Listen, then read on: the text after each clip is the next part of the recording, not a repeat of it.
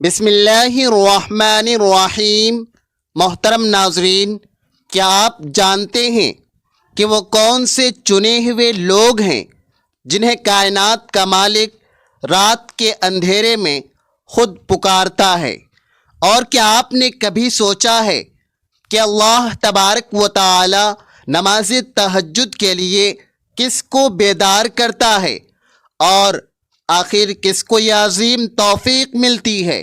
وہ خوش نصیب کون لوگ ہیں کہ جن کو اللہ تبارک و تعالی تمام دنیا کے سوتے ہوئے اپنے سامنے سجدے کی توفیق عطا فرماتا ہے اور رات کے آخری حصے میں ان کو بیدار کر دیتا ہے۔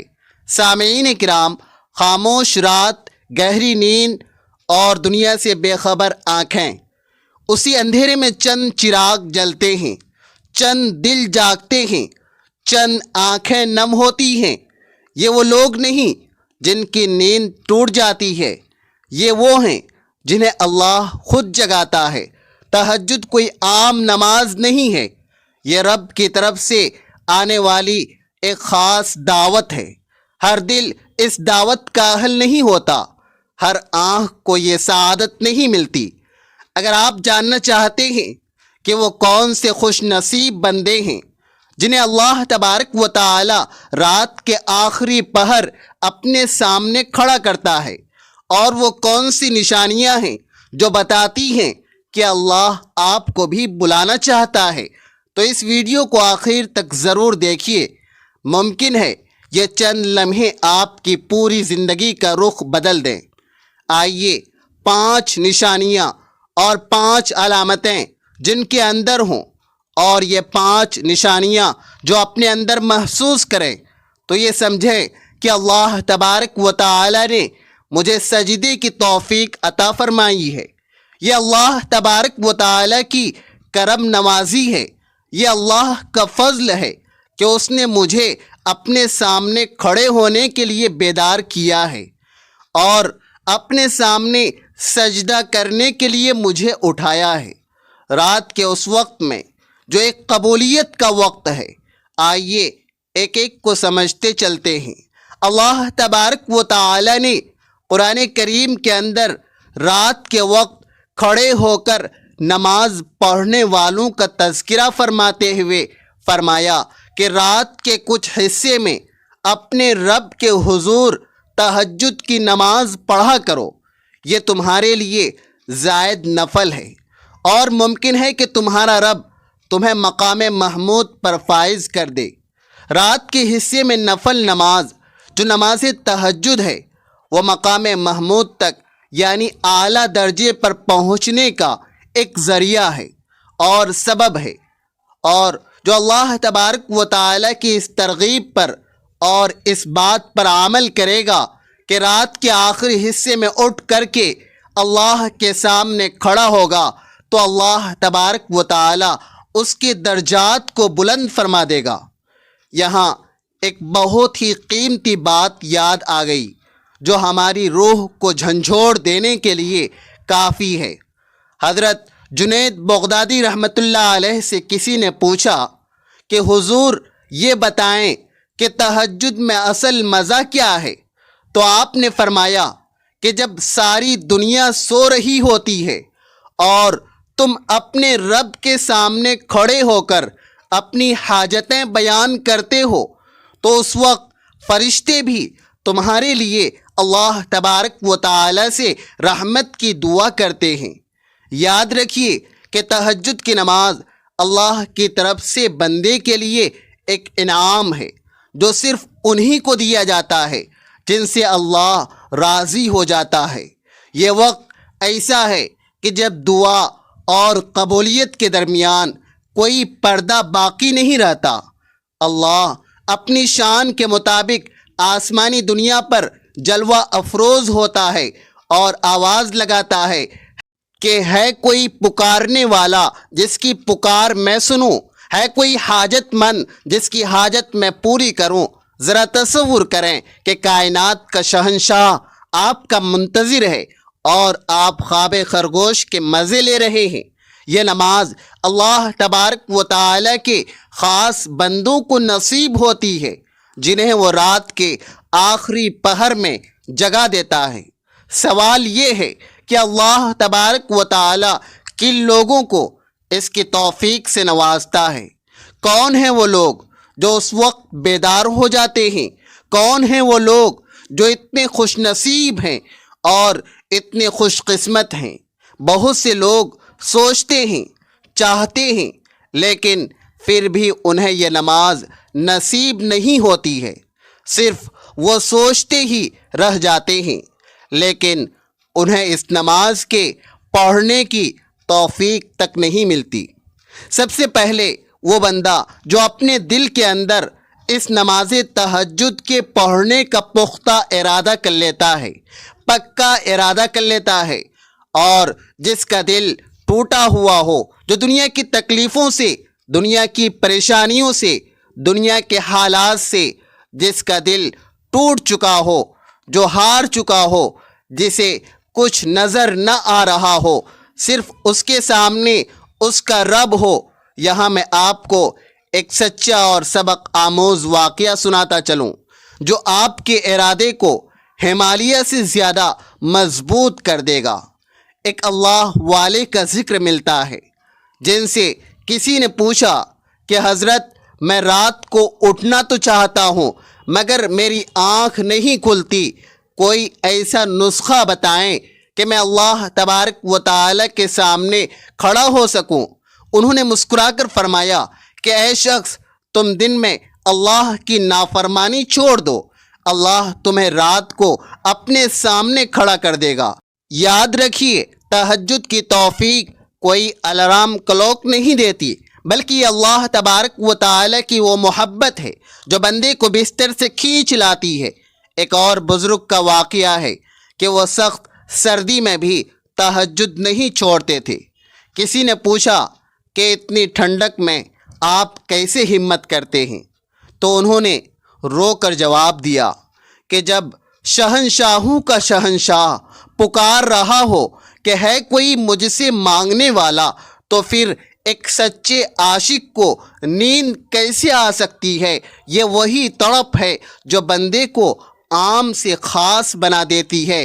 جس کے دل میں یہ تڑپ پیدا ہو جائے، پھر فرشتے اس کے مصلی پر اس کا انتظار کرتے ہیں اور عرش والا اس کی سرگوشیوں کو سنتا ہے۔ یہ وہ مقام ہے جہاں بندہ زمین پر ہوتا ہے مگر اس کی پکار آسمانوں کے پردے چیر کر عرش الہی تک پہنچ جاتی ہے، اور اس کے دل میں پختہ ارادہ ہے کہ میں رات کے آخری حصے میں اٹھ کر اللہ کو مناؤں گا، اللہ کو راضی کروں گا، اور وہی رب ہے، وہی خدا ہے جو میری ان تمام تر تکلیف پریشانیوں کو دور کرنے پر قادر ہے۔ جس بندے کے دل میں پختہ ارادہ ہوگا اس بات کا کہ میں نماز تہجد کے لیے بیدار ہوں گا، تو یقیناً اللہ تبارک و تعالی اس شخص کو اپنے لیے اپنے سامنے سجدہ کرنے کے لیے قبول فرما لیتا ہے اور اس کو سجدہ کرنے کی توفیق عطا فرما دیتا ہے۔ صرف سوچ لینا کافی نہیں بلکہ دل کا پختہ ارادہ، یہ کہ یہ عمل مجھے کرنا ہے تو کرنا ہے، یہ نماز مجھے پڑھنی ہے تو پڑھنی ہے۔ دل میں پختہ عزم اور ارادہ نہ چاہتے ہوئے بھی اپنے آپ کو بیدار کرنے کی کوشش کرنا۔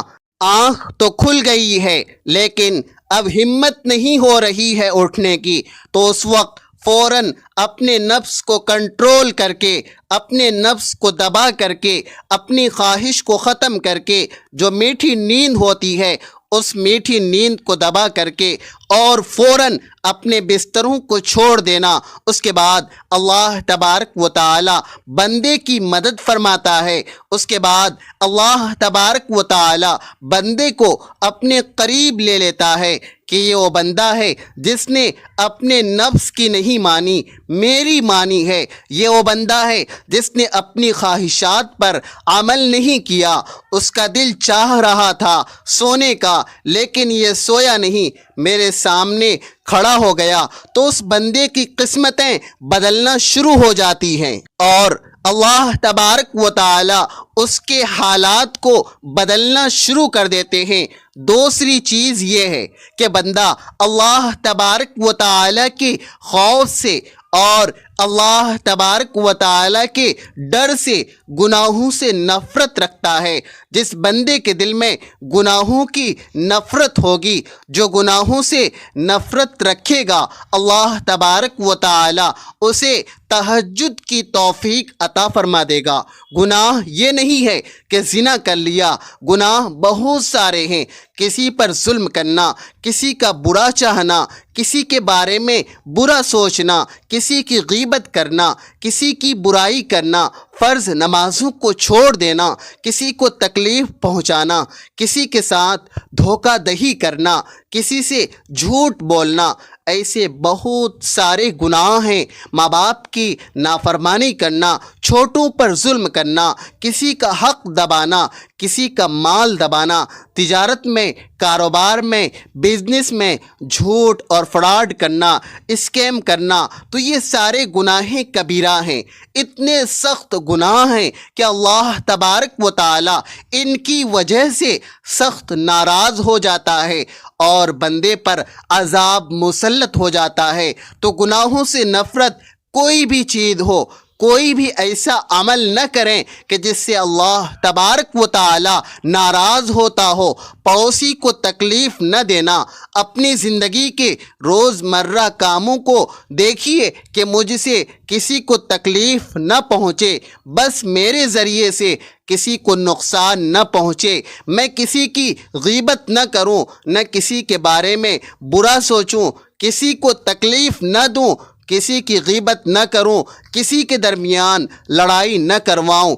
جو جس حالات میں ہے، جیسے زندگی گزار رہا ہے، مجھے ان سے کوئی مطلب نہیں۔ مجھے اپنی زندگی سے، مجھے اپنی آخرت سے، مجھے اپنی موت کی فکر ہے اور میں اپنے اللہ تبارک و تعالی کو راضی کرنا چاہتا ہوں، اور میں اپنے ساتھ اپنے تمام دینی بھائیوں کو، اپنے تمام انسانوں کو اللہ کے قریب کرنے کی کوشش کروں گا۔ یہ فکر میرے دل میں ہے تو یہ چیز ٹھیک ہے، تو اس کے بارے میں اس کے اوپر اللہ تبارک و تعالی اجر و انعام سے بھی نوازتا ہے۔